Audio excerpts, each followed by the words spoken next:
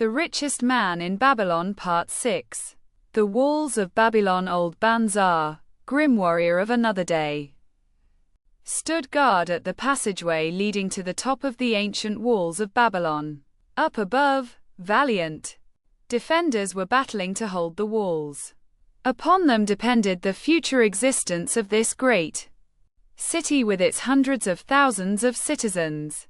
Over the walls came the roar of the attacking armies, the yelling of many men, the trampling of thousands of horses, the deafening boom of the battering rams pounding the bronzed gates. In the street behind the gate lounged the spearmen, waiting to defend the entrance should the gates give way. They were but few for the task. The main armies of Babylon were with their king, far away in the east on the great expedition against the Elamites. No attack upon the city having been anticipated during their absence, TIE defending forces were small. Unexpectedly, from the north, bore down the mighty armies of the Assyrians. And now the walls must hold or Babylon was doomed. About Banzar were great crowds of citizens, white-faced and teary-eyed, eagerly seeking news of the battle. With hushed awe they viewed the stream of wounded and dead being carried or led out of the passageway. Here was the crucial point of attack. After 3 days of circling about the city, the enemy had suddenly thrown his great strength against this section and this gate. The defenders from the top of the wall fought, the climbing platforms and the scaling ladders of the attackers with arrows, burning oil, and, if any, reached the top, spears.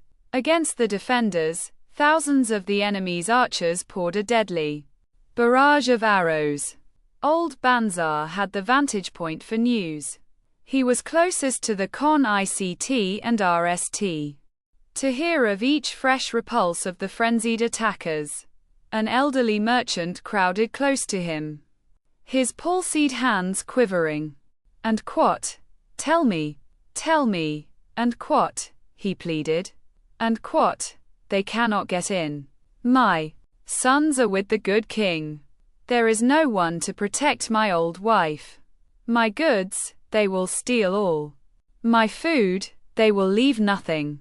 We are old, too old to defend ourselves, too old for slaves. We shall starve, we shall die. Tell me they cannot get in. And quot?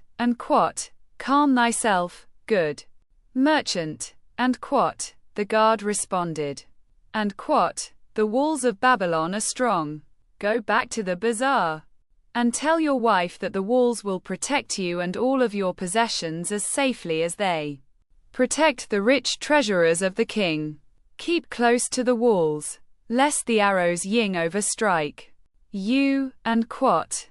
A woman with a babe in arms took the old man's place as he withdrew. And quot? "Sergeant, what news from the top? Tell me truly that I may reassure my poor husband. He lies with fever from his terrible wounds, yet insists upon his armor and his spear to protect me, who am with child. Terrible, he says, will be the vengeful lust of our enemies should they break in. And quot? Be thou of good heart, thou mother that is, and is again to be. The walls of Babylon will protect you and your babes. They are high and strong. Hear you not the yells of our valiant defenders as they empty the cauldrons of burning oil upon the ladder scalers? And quot? Yes, that do I hear, and also the roar of the battering rams that do hammer at our gates. And quot? Back to thy husband. Tell him the gates are strong and withstand the rams. Also that the scalers climb the walls but to receive the waiting spear thrust. Watch thy way and hasten behind yon buildings." And quot? Banzar stepped aside to clear the passage for heavily armed reinforcements. As, with clanking bronze shields and heavy tread, they tramped by, a small girl plucked at his girdle. And quot? Tell me please, soldier, are we safe? And quot? She pleaded. And quot, I hear the awful noises. I see the men all bleeding. I am so frightened. What will become of our family, of my mother, little brother and the baby? And quot, the grim old campaigner blinked his eyes and thrust forward his chin as he beheld the child. And quot, be not afraid, little one. And quot, he reassured her. And quot, the walls of Babylon will protect you and mother and little brother and the baby.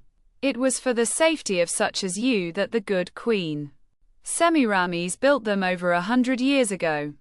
Never have they been broken through.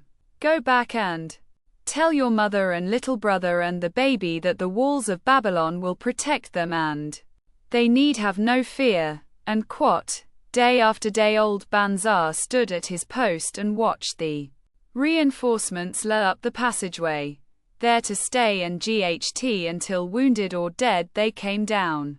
Once more, around him, unceasingly crowded the throngs of frightened citizens eagerly seeking to learn if the walls would hold. To all he gave his answer with the dignity of an old soldier. And quot, the walls of Babylon will protect you. And quot, for 3 weeks and days the attack waged, with scarcely ceasing violence. Harder and grimmer set the jaw of Banzar as the passage behind, wet with the blood of the many wounded, was churned into mud by the never-ceasing streams of men passing up and staggering down. Each day the slaughtered attackers piled up in heaps before the wall. Each night they were carried back and buried by their comrades. Upon the FTH night of the 4th week the clamour without diminished. The RST streaks of daylight, illuminating the plains, disclosed great clouds of dust raised by the retreating armies. A mighty shout went up from the defenders. There was no mistaking its meaning. It was repeated by the waiting troops behind the walls. It was echoed by the citizens upon the streets. It swept over the city with the violence of a storm. People rushed from the houses. The streets were jammed with a throbbing mob. The pent-up fear of weeks found an outlet in the wild chorus of joy.